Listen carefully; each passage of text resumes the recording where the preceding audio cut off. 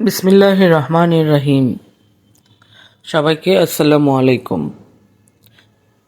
আজকে কথা বলবো আলহামদুলিল্লাহ নিয়ে। আমরা জানবো এর অর্থ কি, বা কেন বা কখন কিভাবে আলহামদুলিল্লাহ বলতে হয়। ইনশাল্লাহ, সব প্রশংসা শুধুমাত্র আল্লাহর জন্য। ইংরেজিতে বলে অল প্রেইজ বিলংস টু আল্লাহ। অর্থাৎ আমাদের জীবনে যে কোনো ভালো জিনিস, ছোট বা বড়, সবই আল্লাহর দান। তাই আমরা যখন বলি আলহামদুলিল্লাহ, তখন আসলে বলি, হ্যাঁ আল্লাহ, তুমি সব ভালো কিছুর যোগ্য, আমি তোমার প্রতি কৃতজ্ঞ। আমরা কেন আলহামদুলিল্লাহ বলি?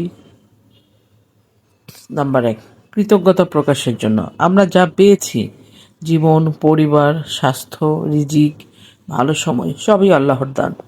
তাই প্রতিটি ভালো জিনিসের জন্য আমরা কৃতজ্ঞতা জানাতে বলি আলহামদুলিল্লাহ। নাম্বার 2, বিপদেও ধৈর্য রাখার জন্য।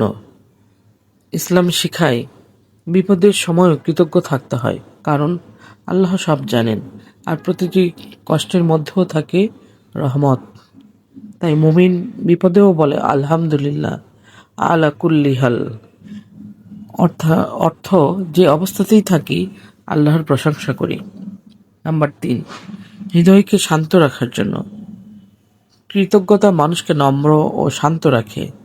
আলহামদুলিল্লাহ বলা মানে নিজের নিয়ামতের দিকে দৃষ্টি দেওয়া, না পাওয়ার দিকে নয়। কখন আলহামদুলিল্লাহ বলা উচিত? ভালো কিছু ঘটলে, যেমন আজকের দিনটা খুব সুন্দর কেটেছে, আলহামদুলিল্লাহ। খাওয়া শেষ করার পর আলহামদুলিল্লাহ, কারণ আল্লাহ খাবার দিয়েছেন। ঘুম থেকে জেগে উঠলে নবীজি সাল্লাল্লাহু আলাইহি ওয়াসাল্লাম বলেছেন, যে ব্যক্তি ঘুম থেকে জেগে উঠে বলে আলহামদুলিল্লাহ, আল্লাহ তার দিনকে বরকতময় করেন। নাম্বার 4, কোনো বিপদ থেকে রক্ষা পেলে, দুর্ঘটনা থেকে বেঁচে গেছে, আলহামদুলিল্লাহ।